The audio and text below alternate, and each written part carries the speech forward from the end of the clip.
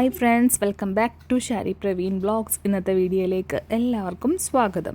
ഇന്ന് നമ്മൾ തയ്യാറാക്കുന്നത് ഒരു അടിപൊളി പനീർ ബട്ടർ മസാലയാണ്. ഇതെങ്ങനെ തയ്യാറാക്കുന്നതെന്ന് നമുക്ക് നോക്കാം. ഇതിനാവശ്യമായി ആദ്യം തന്നെ നമുക്ക് പനീറാണ് ആവശ്യം. പനീർ ഒരു വലിയ പീസാണ്. ഇത് ചെറിയ ചെറിയ കഷ്ണങ്ങളാക്കി എടുക്കണം. ചെറിയ ക്യൂബുകളാക്കി ഇതുപോലെ കട്ട് ചെയ്ത് നമ്മൾ എടുത്തു വച്ചിട്ടുണ്ട്. ഏകദേശം ഈ ഒരു വലുപ്പത്തിൽ മതിയാവും. ഒരുപാട് ചെറുതാകാനും ഈ ഒരു സൈസിൽ കട്ട് ചെയ്ത് നമ്മൾ എല്ലാം എടുത്തു വെച്ചിട്ടുണ്ട്. ഇനി അതിലേക്ക് കുറച്ച് 6-7 കാഷ്യൂ, ബട്ടർ, ഒരു 4-5 വെളുത്തുള്ളി, ഒരു ചെറിയ പീസ് ഇഞ്ചി കൊത്തി അരിഞ്ഞ് വെച്ചിട്ടുണ്ട്. അതിനുശേഷം നമ്മളൊരു 2 സവോള, 2 തക്കാളി, ഒരു പച്ചമുളക്, അതുപോലെ തന്നെ മല്ലിയില, ഇവയെല്ലാം എടുത്തു വച്ചിട്ടുണ്ട്. പിന്നെ അതിനാവശ്യമായത് 4-5 ഏലക്കയാണ്. ഏലക്കയെ നമ്മൾ എടുത്തു വച്ചിട്ടുണ്ട്. ഇനിയൊരു പാൻ അടുപ്പിൽ വെച്ചിട്ട് പാൻ ചൂടായി വരുമ്പോൾ നമുക്കതിലേക്ക് ബട്ടർ ഇട്ട് കൊടുക്കണം. ആദ്യം തന്നെ ചെറിയൊരു പീസ് ബട്ടർ നമ്മൾ ഇട്ട് കൊടുത്തിട്ടുണ്ട്. ഇനിയും ബട്ടർ ഇതിൻ്റെ അകത്ത് കിടന്ന് നന്നായിട്ടൊന്ന് ഉരുകി വരണം. ഏകദേശം നന്നായിട്ടൊന്ന് ഇളക്കി കൊടുക്കാം. ബട്ടർ ഇപ്പോൾ നന്നായിട്ട് ഉരുകി വരുന്നുണ്ട്. അപ്പോൾ അതിലേക്ക് നമ്മൾ 1 ടീസ്പൂണ് ഓയിലും കൂടെ ചേർത്ത് കൊടുത്തിട്ടുണ്ട്. എന്നിട്ട് ഇവ രണ്ടും കൂടെ നന്നായിട്ടൊന്ന് മിക്സ് ചെയ്ത് കൊടുക്കുക.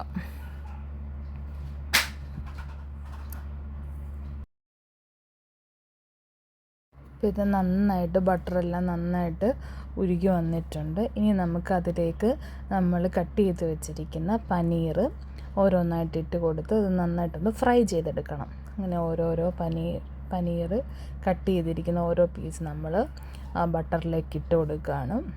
അങ്ങനെ എല്ലാം നമ്മൾ ആ ബട്ടറിലേക്ക് ഇട്ട് കൊടുത്തിട്ടുണ്ട്.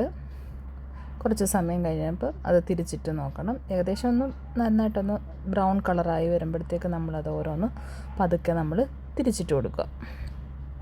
ഏകദേശം അത് നന്നായിട്ടൊന്ന് ഒരു സൈഡ് നന്നായിട്ട് മൂത്ത് വന്നിട്ടുണ്ട്.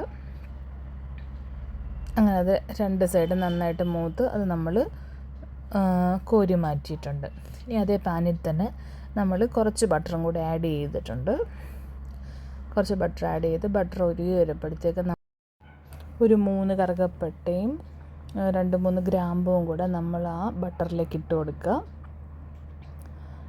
പിന്നെ നമ്മൾ എടുത്ത് വച്ചിരിക്കുന്ന ആ 4 ഏലക്കയും കൂടെ ഇട്ട് കൊടുത്തിട്ട് നന്നായിട്ട് മിക്സ് ചെയ്യുക. എന്നിട്ട് നമ്മളതിലേക്ക് കട്ട് ചെയ്ത് വെച്ചിരിക്കുന്ന സവോള ഇട്ട് കൊടുക്കാം. സവോള എങ്ങനെ വേണേലും കട്ട് ചെയ്ത് നമ്മൾ പേസ്റ്റ് ആക്കുന്ന കൂട്ടായതുകൊണ്ട് ഏത് രീതി വേണേലും കട്ട് ചെയ്തെടുക്കാം.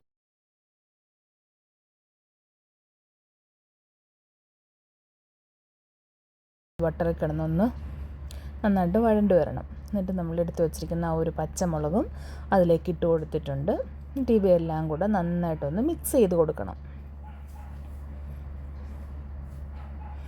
ഇനി നമ്മളതിലേക്ക് എടുത്തു വച്ചിരിക്കുന്ന 4-5 വെളുത്തുള്ളിയും ഒരു ചെറിയ പീസ് ഇഞ്ചി ചെറുതായിട്ട് കൊത്തിപ്പൊടിച്ച അതും കൂടെ അതിലേക്ക് ആഡ് ചെയ്ത് കൊടുത്തിട്ടുണ്ട്.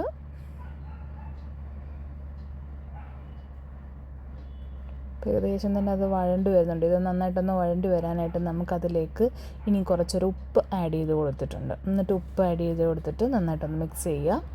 ഇനി നമുക്ക് എടുത്ത് വെച്ചിരിക്കുന്ന തക്കാളിയും കൂടെ അതിലേക്ക് ഇട്ട് കൊടുക്കുക. ഒരു 2 ചെറിയ തക്കാളിയാണ്. കുറച്ച് പനീറല്ലേ ഉള്ളൂ, അപ്പോൾ 2 ചെറിയ തക്കാളിയാണ്, അത് 2 എണ്ണം. പിന്നെ അതുപോലെ നമ്മൾ എടുത്ത് വെച്ചിരിക്കുന്ന ഒരു 6-7 കാഷ്യൂം കൂടെ അതിലേക്ക് നമ്മൾ ഇട്ട് കൊടുത്തിട്ടുണ്ട്. അവയെല്ലാം കൂടി ഇട്ടിട്ട് നന്നായിട്ടൊന്ന് അടച്ച് വെച്ചിട്ട് ഒന്ന് വഴണ്ട് വരണം. ഇപ്പോൾ ഏകദേശം അതെല്ലാം നന്നായിട്ടൊന്ന് വെന്ത് വന്നിട്ടുണ്ട്. ഇടയ്ക്കൊന്ന് തുറന്ന് നമ്മൾ ഇളക്കി കൊടുക്കണം. ഇനി നന്നായിട്ടെല്ലാം ഒന്ന് വഴണ്ട് വന്നിട്ടുണ്ട്. ഇനി അതിൻ്റെ അകത്തേക്ക് നമുക്ക് മസാല ആഡ് ചെയ്യാം. ആദ്യം തന്നെ നമുക്ക് 2 സ്പൂണ് കാശ്മീരി മുളക് പൊടിയാണ് ആഡ് ചെയ്യുന്നത്.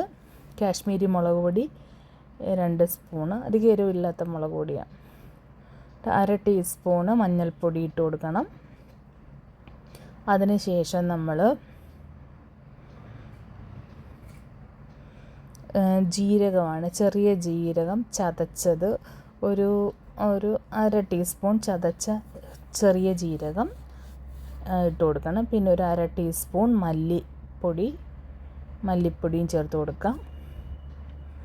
പിന്നെ നമുക്കിനി ഒരു 1/2 ടീസ്പൂൺ ഗരം മസാലയും കൂടെ അതിലേക്ക് ആഡ് ചെയ്യാം.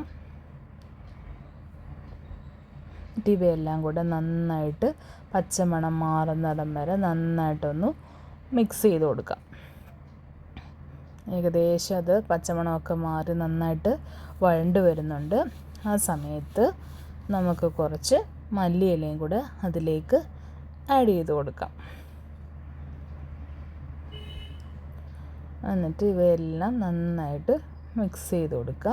എന്നിട്ട് ഇവയെല്ലാം കൂടെ ഒന്ന് തണുത്ത് കഴിയുമ്പോൾ നമ്മുടെ മിക്സിയുടെ ജാറിലേക്ക് ഇട്ടിട്ട് നന്നായിട്ട് ഒന്ന് അരച്ചെടുക്കണം. അങ്ങനെ നമ്മളത് നന്നായിട്ട് അരച്ചെടുത്തിട്ടുണ്ട്. എന്നിട്ട് നമ്മൾ നേരത്തെ ഉള്ളി വാട്ടിയ അതേ പാനിൽ തന്നെ കുറച്ച് ഓയിൽ ആഡ് ചെയ്തിട്ട് നമ്മൾ ആദ്യം കുറച്ച് കസ്തൂരി മേത്തി അത് നമ്മൾ ഇട്ട് കൊടുക്കണം. ഓയിൽ ചൂടായുമ്പോൾ അതിലേക്ക് ഇട്ട് കൊടുത്തിട്ട് നന്നായിട്ട് ഞെരടി ഒന്നിട്ട് കൊടുക്കണം. എന്നിട്ട് അവ നന്നായിട്ടൊന്ന് മിക്സ് ചെയ്ത് കൊടുക്കാം. ഏകദേശം അത് നന്നായിട്ടൊന്ന് വാടി എണ്ണയിലോട്ട് ഇരുന്നതിൻ്റെ ഒന്ന് നന്നായിട്ട് വാടിയിട്ടുണ്ട്. ഇനി നമ്മൾ അരച്ച് വെച്ചിരിക്കുന്ന മിക്സിയിലെ പേസ്റ്റ് നമ്മൾ ഇതിലേക്ക് ആഡ് ചെയ്ത് കൊടുത്തിട്ടുണ്ട്. എന്നിട്ട് കുറച്ച് വെള്ളം കൂടെ ഒക്കെ ഒഴിച്ച് ആ ജാറിലെ വെള്ളം തന്നെ എടുത്ത് എല്ലാം നന്നായിട്ട് കലക്കി യോജിപ്പിച്ച് കൊടുക്കുക. അപ്പോൾ അത് ഏകദേശം അതൊന്ന് ചൂടായി വന്നിട്ടുണ്ട്. ഇനി നമ്മൾ ആ ഫ്രൈ ചെയ്ത് വെച്ചിരിക്കുന്ന പനീർ നമുക്കിതിലേക്ക് ആഡ് ചെയ്ത് കൊടുക്കാം. പനീർ ആഡ് ചെയ്തപ്പോൾ അതിൻ്റെ കൂടെ തന്നെ കുറച്ച് കസ്തൂരി മേത്തിയും കൂടെ നമ്മൾ ഇട്ടിട്ടുണ്ട്.